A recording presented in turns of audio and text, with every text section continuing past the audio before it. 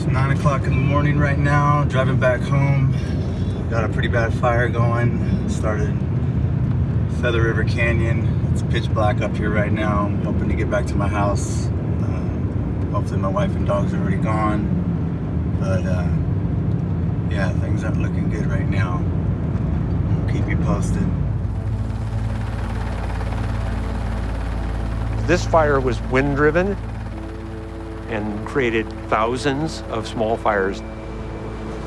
One of those spot fires established itself below town and then burned up to our egress route. That just changed the game. And it was fire on virtually every way out of town.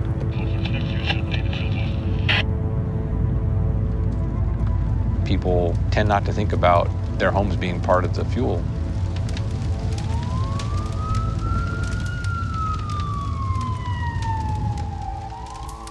It's a fire-prone landscape. If we don't use fire on our own terms, nature is going to provide that fire on its terms.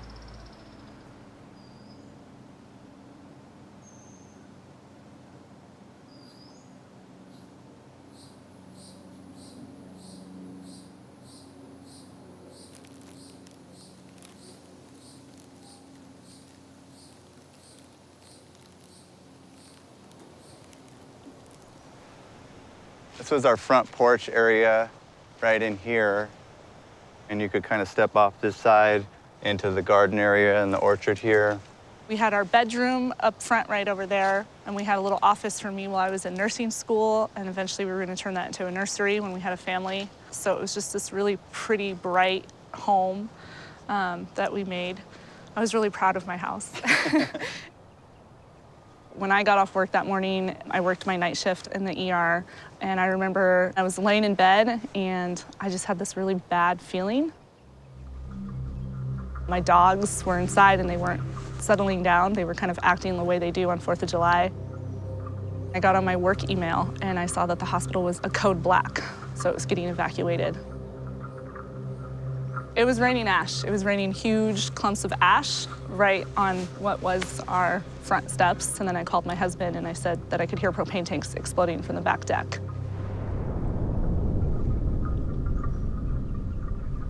And I remember looking up to the ridge up here, and it just looked like an atom bomb had gone off.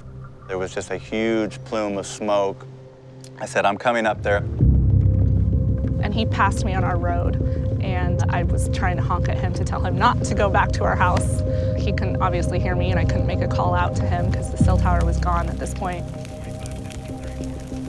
By the time I got back here to our house, it was dark, but it was almost blue skies over here still. As I was trying to get back out onto Pearson, there was probably at least 25 cars backed up in traffic, and they just weren't moving. I just remember seeing like a whirlwind of like embers and brush start whipping back and forth, and you could just feel the panic in the air. Fine with that, but a bunch of people started getting out and running on foot, and I remember seeing another girl running and just watching her and being like, God, this is just crazy. And I saw her get into my wife's car, and I was just like kind of dumbfounded. So then he kind of jumped in my car, so then it was the three of us. So then we got out. It took us 5 hours to get out.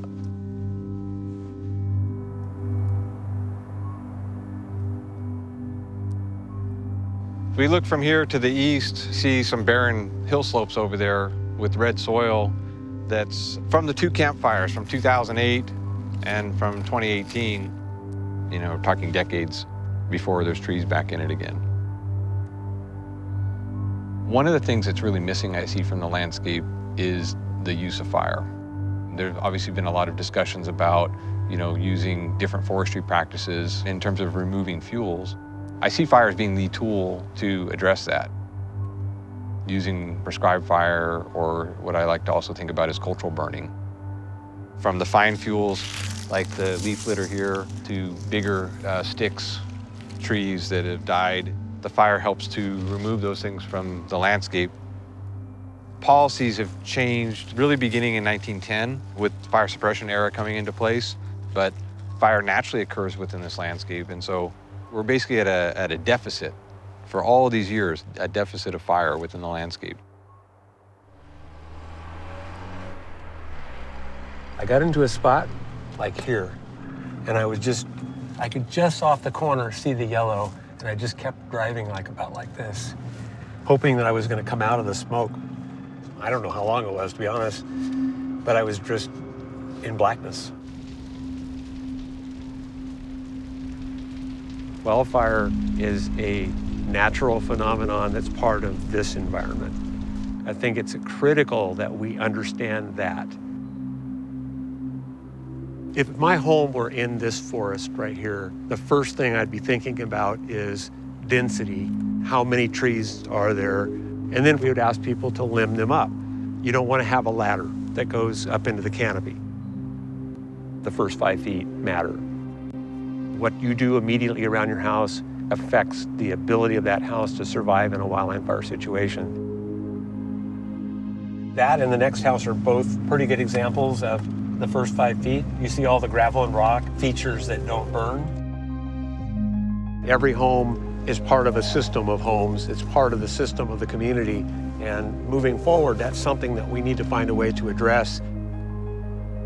So this is a good example of it. Look at the proximity here, chimney to chimney. I mean, that's not very far. So that means that neither one of these homes actually have full control of their destiny, of their ability to make their home safe. Many people were living in the Walmart parking lot. All the hotels were sold out. Vacancy went to under 2% overnight. The Realtor Relief Foundation and the California Association of Realtors Disaster Relief Fund was able to immediately get in and issue grants that help with that immediate need. I need somewhere to live. I need food. I left all of my belongings. All I have is what I have on my back. In order to get families back into a safe home, I think the initial steps are to get them out of the weather. They can't be camping in retail parking lots any longer. We need to find safe places immediately. This is not a quick fix. This is something that could take generations. We need to be aware of what their needs are and to make sure that we're there to help.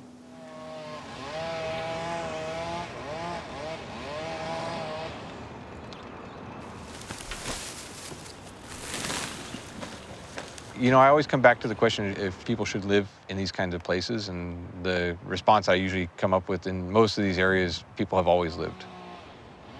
It's not so much the people factor, but it's the way we build, where we build, how we build, the tools that we have at our disposal to actually be able to use to prevent those fires from coming in. If we're paying attention to reading the landscape, paying attention to the flowering of certain plants, and we know then, okay, if that plant's flowering, then it's time to burn. When that plant stops flowering, then we should stop burning, right? And we wait till the rainy season to pick it up again. I mean, you can't really plan for an event like this, but you can at least kind of have some sort of readiness. Early alert systems, just like islands have tsunami alerts, you know, big sirens like that. If people hear those sirens, they know that means get out. That means there's a total emergency. We are choosing to live within a fire environment. Therefore, we need to create our own microenvironments that are resilient or resistant to fire. But look at that down there, how many flowers are coming back. The yellow flowers are looking real pretty down there. That's never been like that. You know, the fire, it destroyed a lot of things, but it's kind of neat to see what came back from it, you know, and nature just how fast it's healing itself. It's a community that comes together in a disaster to make things happen for your other community members. And I hope that all communities are like that in a disaster. I'm gonna help my community rebuild. Look at that beautiful oak down there, all leafed out. Life coming back. Paradise will rise from the ashes. I promise you that.